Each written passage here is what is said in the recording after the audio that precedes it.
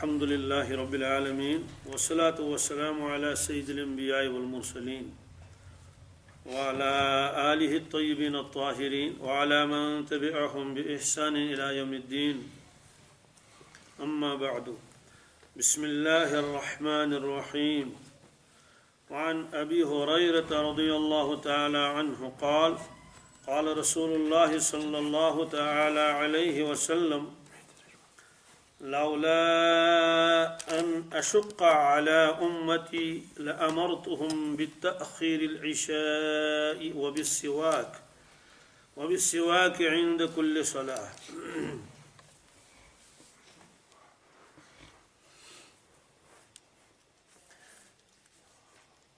حضرت ابو ہریرہ رضی اللہ تعالیٰ عنہ روایت فرماتے ہیں کہ رسول اللہ صلی اللہ تعالیٰ علیہ وسلم نے فرمایا لولا ان اشق علی امتی، اگر مجھے اپنی امت پر بوجھ پڑنے کا اندیشہ نہ ہوتا لأمرتهم بالتأخیر العشاء، تو میں ان کو دو چیزوں کا حکم دیتا.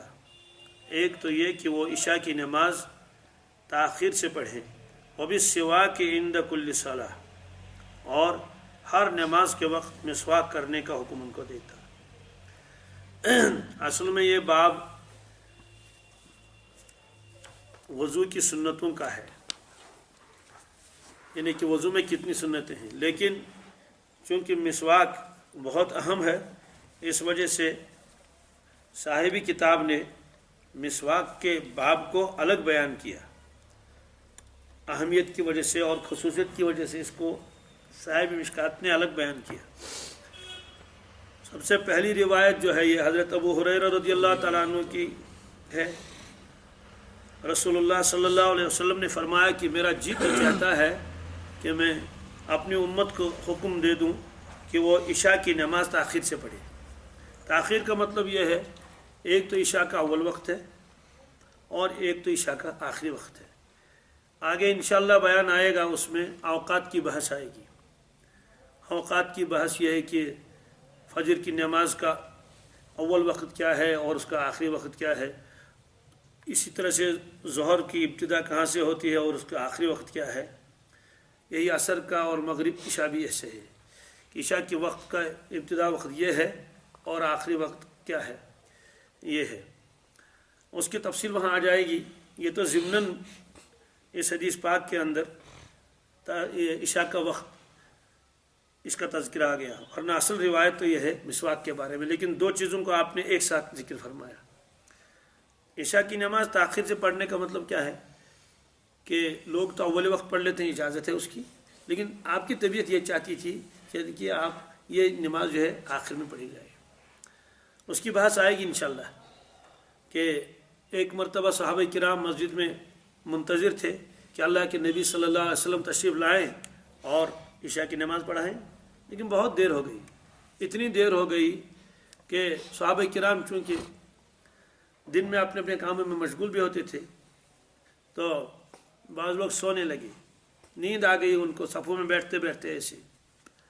اور بچوں کے شوق کا یہ عالم تھا کہ بچے بھی آ جاتے تھے مسجد میں، اور اس زمانے میں خواتین بھی مسجد شریف میں تشریف لاتی تھی، پیچھے وہ بیٹھتی تھی. تو جب اللہ کے نبی صلی اللہ علیہ وسلم واپس وہ اندر تشریف نہیں لائے مسجد شریف میں، بہت دیر ہو گئی. کسی کی ہمت بھی نہیں کہ جا کے حضرت کو اطلاع کر لیں کیا وجہ ہے. سب انتظار میں ہیں. جب بہت دیر ہو گئی تو حضرت عمر فاروق رضی اللہ تعالیٰ تشریف لے گئے دولت خانے کے دروازے پر اور عرض کیا ہے اللہ کے نبی صلی اللہ علیہ وسلم بچے بھی سو گئے، خواتین بھی سو گئی، عشاء کی نماز کب ہوگی؟ اس کے بعد آپ تشریف لائے اور عشاء کی نماز پڑھ لی. اس موقع پر آپ نے فرمایا کہ میرا جی چاہتا ہے کہ ہمیشہ روزانہ اسی وقت عشاء کی نماز پڑھایا کرو، لیکن اس میں امت کو مشقت ہے. امت اس میں انہیں مستقل اس طرح سے ہمیشہ کیوں دن بھر کے تھکے ماندے ہوتے ہیں تو طبیعت چاہتی ہے کہ جلدی سے کیا کر لیں، نماز پڑھ لیں اور اس کے بعد آرام کر لیں. اور ادھر سے وہ حضرات تہجد کے بھی پابند تھے، اس میں تو اور زیادہ مشقت ہے کہ عشاء کی نماز تاخیر سے پڑھ لیں گے، پھر اس کا اثر فجر کی نماز پر پڑ جائے گا اور اس کو تہجد پر پڑ جائے گا، اٹھ نہیں پائیں گے. ایک تو آپ نے یہ فرمایا. بہرحال اس کی تفصیل تو آگے آئے گی. یہاں جو دوسرا ٹکڑا ہے جس کا باب کے ساتھ اہم تعلق ہے وہ مسواک کا باب ہے. اور ابھی سوا کی عند کل صلاح، اور میں اپنی امت کو یہ حکم دیتا کہ وہ ہر نماز کے وقت مسواک کر لیں. نماز کے وقت تو آدمی وضو تو بنا ہی لیتا ہے، وضو تو بنانا بہرحال فرض ہے، اللہ کہ کوئی پہلے سے باوضو ہو، تو ظاہر سی بات تو گویا اس نے بھی تو وضو بنا لیا ہے. ہر نماز کے وقت مسواک کو حکم دیتا ہے بطور وجوب کے. بطور وجوب کے مطلب یہ ہے کہ مسواک کے بغیر نماز ہی نہیں ہوگی، مسواک کے بغیر نماز ہی نہیں ہوگی، ایسا حکم امت کو دیتا. اتنا لازم میں کر لیتا ان کو مسواک، لیکن اس میں میری امت کو مشقت ہے. مشقت اس لیے ہے کہ ممکن ہے کسی وقت ان کے پاس مسواک نہ ہو اور وہ اس وقت پریشان ہو جائیں گے. ایسا بہت ہوتا ہے، جو لوگ مسواک کے بہت عادی ہوتے ہیں ان کو بھی کبھی ایسا بھی ہوتا ہے کہ مسواک ڈھونڈ رہے ہیں تو مسواک مل نہیں رہی، تو مسواک کہاں گئی پتہ نہیں چل رہا ہے. تو اس موقع پر اگر ان کو حکم دے دیا جائے واجب ہے تو کتنی مشقت ہو جائے گی. اب ادھر سے نماز کا وقت قریب ہے، ادھر سے جیب میں مسواک نہیں ہے اور بھائی ڈھونڈو مسواک کہاں. تو مشقت کی وجہ سے آپ نے اپنی امت کو حکم نہیں دیا، لیکن طبیعت تو یہی چاہتی تھی. طبیعت تو اب اشارہ کیا مل گیا کہ مسواک کو لازم کر لو اپنے اوپر. تو معلوم یہ ہوا کہ عقل کا اشارہ کافی، امت کو اشارہ کر دیا تو ایسا ہی کرنا چاہیے کہ مسواک کا اہتمام ہو، جیب میں مسواک رہے. کیا مشکل ہے؟ اب مجھے بتائیے، کیا ہمارے جیب میں آئیڈینٹی کارڈ نہیں ہوتا ہے؟ جب کہیں نکلیں گے پہلے چیک کر لیتے ہیں کہ کارڈ جیب میں ہے یا نہیں ہے. کیا روپے پیسے جیب میں نہیں رہتے ہیں؟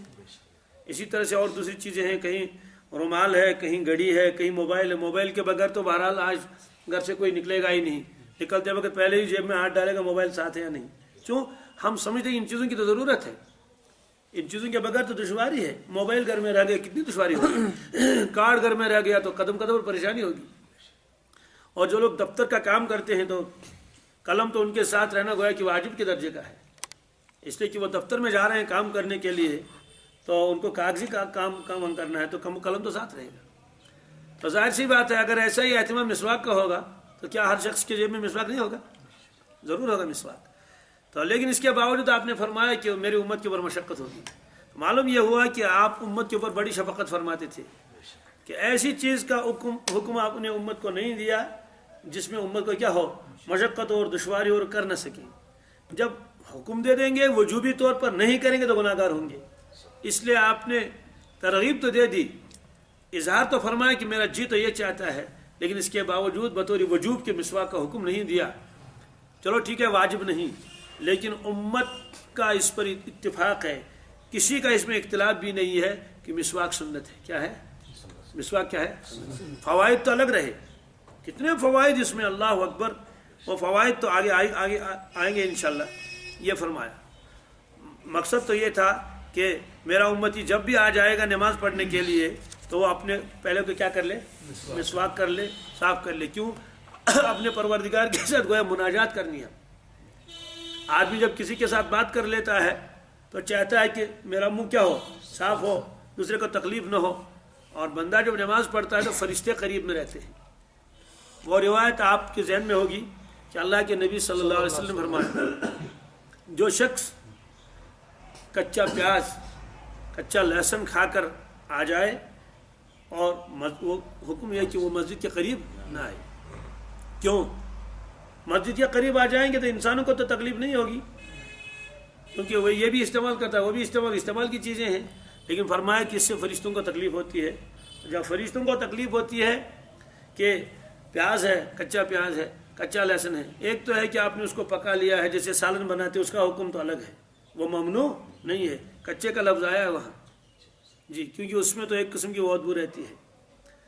تو جب اس چیز سے آپ نے منع فرمایا مسجد کے قریب مت آ جاؤ، اس کی تکلیف ہو جائے گی کن کو؟ فرشتوں. تو دوسری چیزیں تو بدر جاولا ہے، جیسے سگریٹ ہے، جیسے تمباکو ہے، یہ ساری چیزیں ہیں.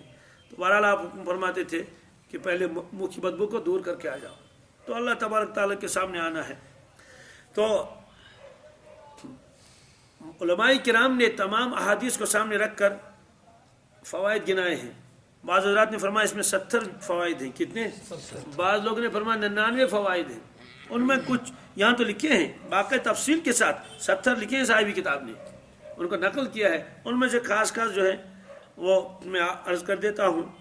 فرمایا کہ سب سے بڑا فائدہ ہوتا ہے کہ مسواک کرنے سے اللہ تبارک تعالیٰ راضی ہوتے ہیں۔ کیا یہ روایت مستقل آئے گی، جس چیز سے اللہ تعالیٰ راضی ہوں گے اگر اس کا اور کوئی فائدہ بھی نہ ہو تو کیا فائدہ کم ہے؟ فرمایا کہ مسواک کرنے سے مستقل سنت کا ثواب اس کے نام اعمال میں لکھا جاتا ہے، وہی مسواک کا عادی ہے۔ دوسری بات ہے کہ جو آدمی مسواک کا عادی ہوتا ہے فرشتے اس سے محبت کرتے ہیں، فرشتے اس سے معلوم ہے کہ فرشتوں کے محبت کا ذریعہ بھی ہے یہ۔ فرماتے ہیں کہ جب آدمی مسواک کر لیتا ہے تو مسواک کی برکت سے شیطان اسے دور ہو جاتا ہے، شیطان قریب نہیں آتا۔ آج اکثر شکایت ہوتی ہے کہ جناب کیا کریں، وسوسے بہت آتے ہیں، وسوسے شیطان وسوسے ڈالتا ہے، کبھی اللہ تعالیٰ کے بارے میں، کبھی رسول اللہ صلی اللہ علیہ وسلم کے بارے میں، کبھی قرآن پاک کے بارے میں۔ لکھا ہے کہ جو مسواک کا عادی ہوگا شیطان اس کے اندر وسوسہ نہیں ڈال سکتا، وسوسوں سے حفاظت رہتی ہے۔ پھر دوسری بات ہے کہ اس کے بعد جو بھی نیکی کرے اس کا ثواب بڑھ جائے گا، ثواب۔ تو نیکیوں کی زیادتی کا باعث ہے کیا؟ مسواک کر لینا۔ ایک روایت میں فرمایا کہ ہر نیکی جس کو اس کا تو ثواب جتنا ہے وہ تو ہے ہی، لیکن جو مسواک کے بعد وہ نیکی کر لے گا، جیسے طواف کرنا ہے، جیسے تلاوت کرنی ہے، جیسے ذکر کرنی ہے، جیسے نماز پڑھنی ہے، جیسے مسجد میں داخل ہونا ہے، سب نیکیاں ہیں، احرام باندھنا ہے، تو اگر پہلے مسواک کر لیا تو اس عمل کا ثواب 70 گنا بڑھ جائے گا۔ کتنا؟ جی 70 گنا بڑھ جائے گا اس مسواک کی وجہ سے۔ اور اسی طرح فرمایا کہ اگر نماز پڑھ لی، آ کے نماز پڑھ لی، وضو بنا لیا، ٹھیک نماز ہو گئی، لیکن مسواک کرنے کے بعد اگر نماز پڑھ لے گا تو اس نماز کا ثواب باقی نمازوں کے مقابلے میں 70 گنا زیادہ ہوگا، صرف مسواک کی برکت سے۔ بعض حضرات نے 99 تک گنا ہے۔ اسی فرماتے ہیں کہ مسواک کرنے سے چہرہ منور ہو جاتا ہے، یعنی چہرے کے اوپر ایک خاص قسم کی ایک کشش معلوم ہوتی ہے اور ایک خاص ایک نور ہوتا ہے۔ اور انبیاء علیہ الصلوۃ والسلام نے دعائیں کی ہیں سنتوں کے اوپر چلنے والوں کے لیے پہلے سے ہی، تو اس میں یہ شخص بھی داخل ہوتا ہے، اس لیے کہ مسواک مستقل انبیاء علیہ الصلوۃ والسلام کی سنت ہے۔ وہ روایت آگے آئے گی کہ 10 چیزیں انبیاء علیہ الصلوۃ والسلام کی فطرت میں ہیں، اس میں مسواک کا تذکرہ بھی آئے گا۔ اور فرشتے اس کی تعریف کرتے ہیں، ویسے ہر سنت پر چلنے والے کی تعریف کرتے ہیں فرشتے، کیا ایک دوسرے کہتے ہیں کہ یہ سنتوں پر چلتا ہے، کیا شان ہے اللہ اکبر سنتوں پر چلنے کی۔ ہمارا مزاج کیسا ہے؟ ہم لوگ کیا کہتے ہیں، ہے ایشو تو ضروری کیا ہے، سنتیں ضروری نہیں ہے، کیوں نہیں ہے؟ تو فرماتے ہیں جو آدمی سنتوں کا پابند ہوتا ہے، فرشتے جب ایک دوسرے سے تذکرے کرتے ہیں اس شخص کے بارے میں تو اس کی تعریفیں کرتے ہیں، کہتے ہیں یہ شخص تو سنتوں پر چلتا ہے، یہ شخص تو مسواک کے بارے میں تو خاص طور سے لکھا ہے، جو مسواک کا عادی ہوگا تو فرشتے آپس میں باتیں کرتے ہیں، کہتے ہیں کہ یہ انبیاء علیہ الصلوۃ والسلام کے نقش قدم پر چل رہا ہے۔ ظاہر سی بات ہے انبیاء علیہ الصلوۃ والسلام سے بڑھ کر تو کائنات میں کون ہو سکتا ہے؟ بڑھ کر تو کیا ان کے برابر بھی کوئی نہیں ہو سکتا۔ اللہ تعالیٰ کا ایک ایسا منتخب کیا ہوا گروہ ہے کہ خود اللہ نے ان کو منتخب فرمایا۔ فرماتے ہیں جو آدمی سنتوں کا عادی ہوتا ہے اس پر چلتا ہے، فرشتے جب آپس میں ایک تذکرہ کرتے ہیں اس شخص کا تو یہ کہتے ہیں، کیا کہتے ہیں؟ کہتے ہیں یہ شخص انبیاء علیہ الصلوۃ والسلام کی سنتوں پر اور ان کے نقش قدم پر چل رہا ہے۔ تو مسواک کرنے سے لکھا ہے کہ رزق میں بھی وسعت ہوتی ہے۔ کیا راز ہے اس میں؟ واللہ عالم۔ منہ کی صفائی تو ہے ہی، فرماتے دانت بھی مضبوط ہوتے ہیں، مسوڑ بھی مضبوط ہوتے ہیں۔ پھر دوسری بات یہ ہے کہ اگر سر درد ہو، کیا ہو، مسواک کا عادی ہوگا تو مسواک کرنے سے بھی سر کے درد میں بہت تفاوت ہوگا۔ حکیم اختر صاحب رحمۃ اللہ علیہ جو پاکستان کے بہت بڑے عالم تھے، بہت بڑے بزرگ بھی تھے، تو میں نے ان کو خود بھی دیکھا، وہ یہاں تشریف لائے تھے ہندوستان، تو کئی جگہوں پر ان کا وہ تھا بیانات وغیرہ، تو میں نے ان کو دیکھا ہے، ان کی خدمت میں رہا ہوں، بیانات بھی سنے ہیں۔ تو انہوں نے بیان میں فرمایا کہ وہ کسی ملک میں گئے تھے، یورپ کنٹری میں کہیں، فرمایا کہ پھر ہم وہاں ہسپتالوں میں بھی گئے اور دوسری جگہوں پر بھی گئے دیکھنے کے لیے اور بعض لوگوں کی عیادت کے لیے، اسی میں وہ وہاں گئے تھے مینٹل ہاسپٹل جہاں یہ پاگلوں کو رکھا جاتا ہے۔ تو حضرت حکیم صاحب نے خود لکھا ہے کہ یہ فرمایا خود، اور لکھا بھی ہے کتابوں میں، کہ میں نے دیکھا کہ وہ لوگ مسواک تقسیم کرتے تھے، وہ ڈاکٹر لوگ उनको कहते थे कि मिसवाक कर लो, क्या कर लो, जबरदस्ती कराते थे। तो मैंने एक डॉक्टर से पूछा कि आप इन लोगों को ये जबरदस्ती मिसवाक क्यों कराते हैं? क्या आप इनको कहते हैं कि मिसवाक कर लो और जुबान को इस तरह से वो जुबान के ऊपर जो मिसवाक फेर लो और रगड़ लो, ये पाबंदी क्यों कराते हैं? तो उसने कहा मौलाना, हमारी दवाओं से इतना फर्क इनको नहीं पड़ता है, और जितना मिसवाक करने से ये ठीक हो जाते हैं, ये जल्दी रिकवर हो जाते हैं मिसवाक करने से। तो ये हकीम साहब ने खुद फरमाया। तो मालूम ये हुआ कि इसका ताल्लुक दिमाग के साथ भी है। इस तरह से फरमाया कि सर के दर्द को भी आराम मिलता है, और दांत तो मजबूत रहते ही हैं, जरासीम बरासीम ये सब दूर हो जाते हैं। तो उसके बाद जो है वो दांत के दर्द में भी वो मुब्तला नहीं रहता है।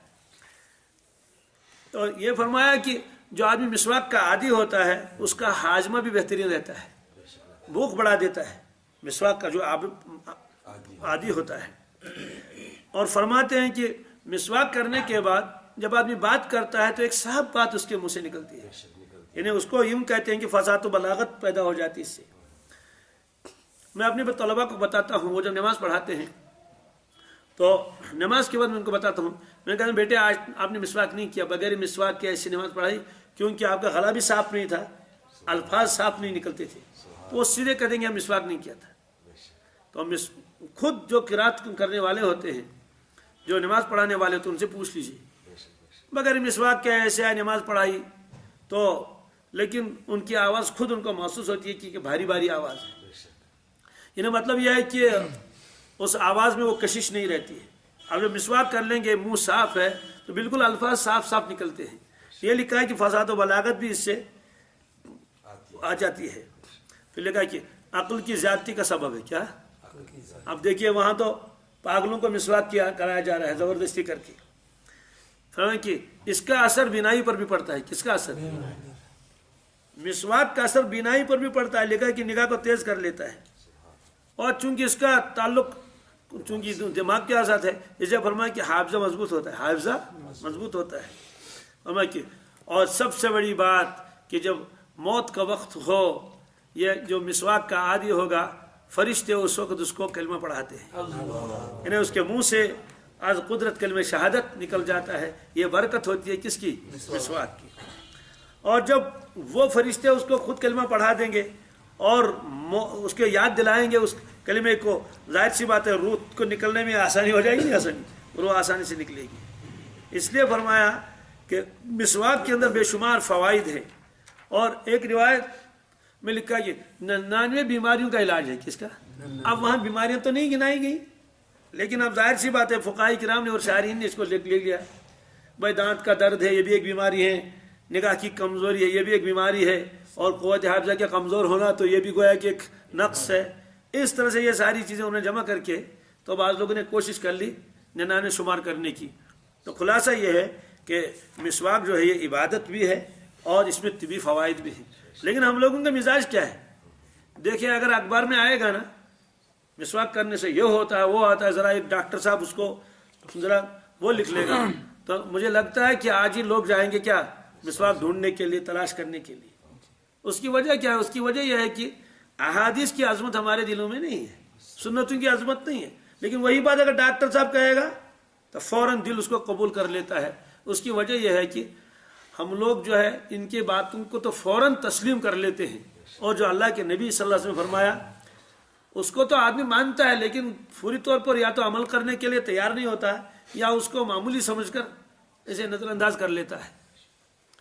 वरना जिन लोगों ने किताबें लिखी है मेडिकल साइंस के ऊपर जो लिखी है, और उसमें जो है वो किताबें लिखी है, एक है डॉक्टर कुदरतुल्लाह, क्या उसने एक किताब लिखी है, असल तो शायद वो अंग्रेजी में होगी तो, लेकिन उसका उर्दू भी तर्जमा भी है। मैंने उर्दू में उसका जो मुताला किया है वो उसमें लिखा है कि इस्लाम एंड मेडिकल साइंस, ये किताब का नाम है। तो इस्लाम को साथ लिखा है, फिर उसमें उन्होंने तरतीब के साथ लिखा है कि अल्लाह के नबी सल्लल्लाहु अलैहि वसल्लम ने जो उम्मत को हिदायत दे दी है, तो उसमें ये फ़वाइद हैं। उसमें खुतना भी है, उसमें नाखून उठाना भी है, उसमें मोचों का काटना भी है, उसमें दाढ़ी का रखना भी है, उसमें गुस्ल का करना, वुज़ू का करना, मिसवाक, ये सारी चीज़ें लाई। और इधर से दिखाया कि इसमें यह तिब्बी फ़ायदा है, इसमें यह जिस्मानी फ़ायदा है, इसमें इन बीमारियों का क्या है इलाज है। تو باقاعدہ کتاب ہے 6 جلدوں میں. کتنے؟ 1 جلد میں نہیں، 6 جلدوں میں کتاب ہے. اب ظاہر سی بات ہے ایک آدمی اگر ان چیزوں کو کر لیتا ہے سنت سمجھ کر تو طبی فائدہ بھی اس کو حاصل ہوگا اور ثواب بھی ہوگا. لیکن اگر ایک آدمی محض ڈاکٹروں کی تحقیقات کی وجہ سے ان پر عمل کر لے گا، سنت کی نیت نہیں ہوگی، طبی فائدہ تو ملے گا، ظاہر سی بات ہے وہ تو کوئی بھی کر لے، لیکن سنت کا ثواب اس کو نہیں ملے گا. لیکن ہمارا مزاج تو یہ ہونا چاہیے جو چیز ثابت ہو سنت سے دوستو اس کا تو ہمارا دل فوراً قبول کرنا چاہیے. اور یہ بات طے ہے جو اللہ کے نبی صلی اللہ علیہ وسلم نے امت کو حکم دیا فرمایا اس میں ضرور نفع ہوگا. آخرت کا نفع بھی، دنیا کا نفع بھی، جسمانی نفع بھی اور ثواب تو ہوگا ہی. جس چیز سے آپ نے منع کیا، روک دیا ایسا مت کر لو، اس میں ضرور نقصان ہوگا. تو یہ فرمایا کہ مسواک کی یہ برکت ہے کہ کلمہ شہادت زبان سے نکلتا ہے. اس کے مقابلے میں جو لوگ نشہ کے عادی ہوتے ہیں، کس کے؟ نشے مختلف قسم کے ہوتے ہیں. تو فرمایا کہ اس کا سب سے بڑا نقصان یہ ہے کہ مرتے وقت اس کا کلمہ یاد نہیں آتا. یہ اس نشے کی نحوست ہوتی ہے، یعنی مسلمان ہو کر بھی کلمہ اس کا یاد نہیں ہوتا ہے. افیون کے جو عادی ہوتے ہیں، دوسرے جو چرس وغیرہ پیتے رہتے ہیں، کہ سب سے بڑا نقصان یہ ہے کہ مرتے وقت ان کی زبان سے کلمہ طیبہ نہیں نکلتا ہے، بڑی دشواری ہوتی ہے اور ایمان خطرے میں پڑ جاتا ہے. تو ہمارا اس میں 2 چیزوں کا تذکرہ آیا. ایک تو عشاء کی نماز کو 1/3 رات تک مؤخر کر کے پڑھ لیں. 1/3 رات کا مطلب ہے پوری رات کے 3 حصے کر لیں. کیا؟ شروع والا حصہ 1، درمیان والا، آخر والا حصہ. تو پہلا والا حصہ جب ختم ہو جائے گا گویا کہ 1/3 رات نکل گئی، یعنی رات کا 1/3 حصہ یہ نکل گیا. اس کے بعد نماز پڑھ لیں. لیکن ہم لوگوں کا کیا حال ہے؟ ہم لوگوں کو ہم اول وقت سے بھی پہلے ہی پڑھ لیتے ہیں، ابھی وقت ہی شروع نہیں ہوا. اور سب سے زیادہ جو نقصان ہوا وہ رمضان شریف میں ہوا.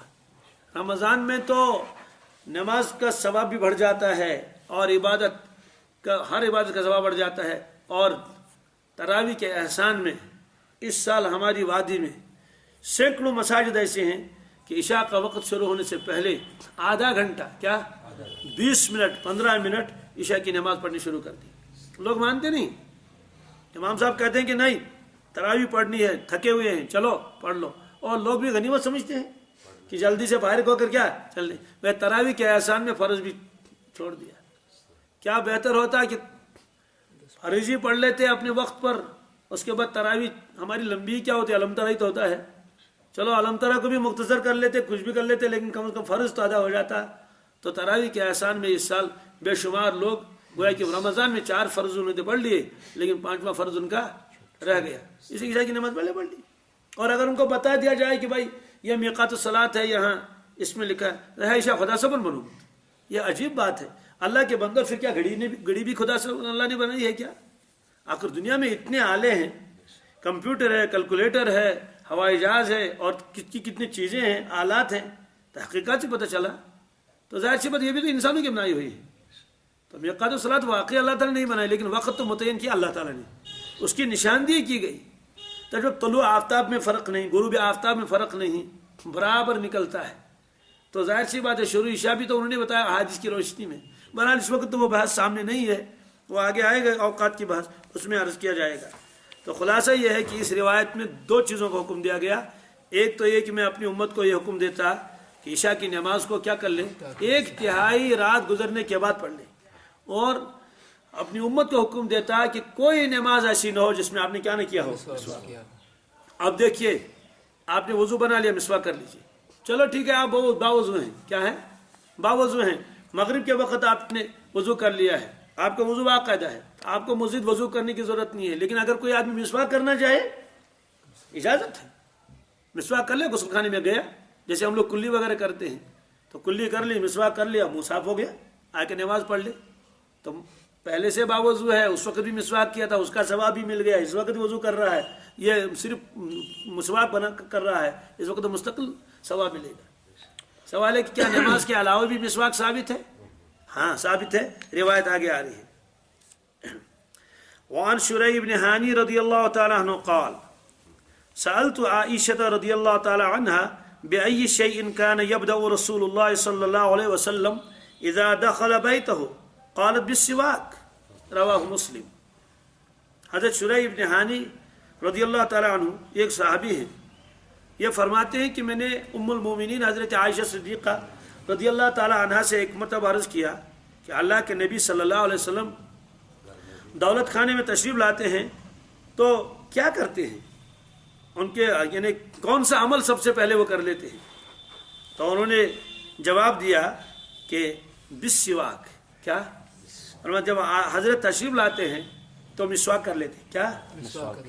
حالانکہ نماز کا وقت نہیں، وہ تو مسجد سے تشریف لائے گھر، لیکن چونکہ مسجد میں آپ دیر تک بیٹھتے تھے، کبھی وفود آتے تھے ان سے ملنا جلنا، کبھی مہمانوں سے ملنا اور ان کے باقی باتیں یہ سن لینا، وہی لکھوانی ہے اور دوسرے امور ہیں، بہت ساری چیزیں ہیں، صدقہ خیرات جمع کرانا، کبھی غربا آتے تھے ان کو دے دینا، اس طرح سے چونکہ بہت دیر تک آپ رہتے تھے مسجد پاک میں، لوگوں کے ساتھ میل جول، آپ جب واپس تشریف لائے سب سے پہلے مسواک کیا مسواک کرتے تھے، اس لیے کہ اللہ کے نبی صلی اللہ علیہ وسلم کا دہانی مبارک جیسا صاف ستھرا تھا کائنات میں کس کا ہو سکتا ہے، یہ امت کی تعلیم کے لیے تھا، اس لیے کہ جب آدمی بہت دیر تک کہیں کام کر لے گا کچھ کر لے گا تو بدن کا منہ کا ذائقہ بدل جاتا ہے، یہ تو تمام لوگوں کا کیا ہے تجربہ ہے، آپ صلی اللہ علیہ وسلم کے دہانی مبارک سے تو خوشبو آتی تھی، آپ کا سارا بدن ہی تو خوشبو سے بھرا ہوا تھا، عرق مبارک میں خوشبو آتی تھی،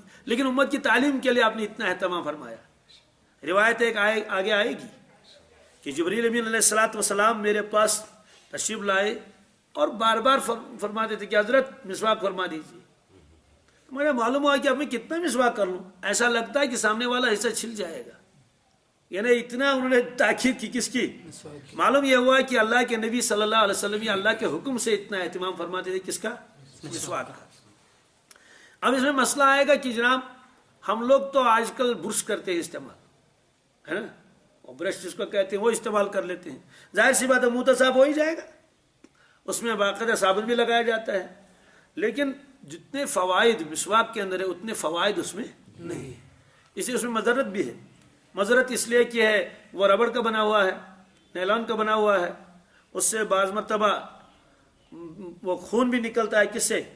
مسوڑوں سے خون بھی نکلتا ہے، اس میں خود مضرتیں بھی ہیں، تو اگر کوئی کرنا چاہے اجازت ہے، لیکن اس کے ساتھ ساتھ مسواک بھی رکھنا چاہیے، مسواک بھی وہ بھی استعمال کر لے کبھی کبھار، اور جو مسواک کا عادی ہوگا پابند ہوگا اس کو برش کرنے کی ضرورت ہی پیش نہیں آتی۔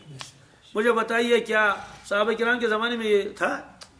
یہ تو تھا ہی نہیں، بس مسواک سے وہ سارا کام لیتے تھے، تو مسواک میں تو اپنے فوائد بہت ہیں۔ اس طرح سے آج چونکہ گھروں میں یہ رہتا ہے اس کو بھی استعمال کرنے کی اجازت ہے، ممنوع نہیں ہے، اس سے بھی کافی حد تک تو منہ صاف ہو جاتا ہے، لیکن جتنے فوائد مسواک میں فرمائے گئے اتنے اس میں نہیں، اس لیے کہ مسواک تو اسی لیے فرمایا مسواک ہونا نرم ہونا چاہیے، کیا؟ تو نرم کا لفظ کیوں فرمایا؟ تاکہ مسوڑوں کو تکلیف نہ ہو جائے اور طبی اعتبار سے برے اثرات ان پر نہ پڑ جائیں۔ اسی طرح فرمایا کہ کڑوے درخت کا ہو، کیا؟ کڑوے میں کیا راز ہے واللہ عالم، آپ جب کڑوا مسواک منہ میں رکھیں گے تو فوراً منہ کے اندر جو پانی آنا شروع کر دیتا ہے، معلوم ہوا ہے کہ کڑوے کے اندر ایک خصوصیت ہے، یہ معدے کو فوراً کیا کر لیتا ہے؟ صاف کر لیتا ہے۔ توے موجود کاشر پہ ٹاٹھ مسواک ہے، ٹاٹھ ویڈیو مسواک ہے نا، حالانکہ مسواک تو وہ بھی ہے لیکن اس میں ایک قسم ہوتی ہے، اس میں بڑی کڑواہٹ ہوتی ہے۔ اللہ کے نبی صلی اللہ علیہ وسلم جو مسواک استعمال فرماتے تھے کڑوے درخت کا، کس کا؟ اب کڑوے میں کیا راز ہے یہ تو شاید ڈاکٹروں وہ بتا دیں گے، اگر ان پر یہ راز کھل چکا ہو تو، ہے نا، ایسے بہت سارے راز ان پر آپ کھلے نہیں، جیسے سرما ہے نا، سرما اللہ کے نبی صلی اللہ علیہ وسلم فرمایا اسمت ایک سرما ہے، فرمایا اسمت استعمال کر لو، آنکھوں کی روشنی کو تیز کر لے گا، پلکوں کو اگائے گا، پلکوں کو اگائے گا۔ اب یہ تحقیق میں آیا نہیں آیا تو اس لیے سرمے کا تو تصور بھی نہیں ڈاکٹروں کے یہاں نہیں، لیکن اسلام کے اندر سرمے کا کیا ہے؟ باقاعدہ تصور ہی نہیں، مستقل سنت ہے، اللہ کے نبی صلی اللہ علیہ وسلم وہ استعمال فرماتے تھے سرما۔ اب سرما ہی اگر خراب ہو تو وہ آنکھوں کا کیا فائدہ دے گا، وہ تو الٹا ہو جائے گا۔ جس طرح سے دوائیاں ڈپلیکیٹ آتی ہیں نا، اس طرح سے کیا سرما بھی نقلی آتا ہے، لیکن جو اصل سرما اسمت کا ہے اس میں جو فوائد بتائے گئے ہیں وہ روایت میں آتے ہیں۔ تو اس طرح سے یہ روایت ہے کہ جب اللہ کے نبی صلی اللہ علیہ وسلم گھر میں داخل ہوتے تھے تو آپ مسواک فرماتے تھے. مسواک اس لیے بھی کرنا چاہیے کہ تاکہ آدمی کے منہ کے اندر جو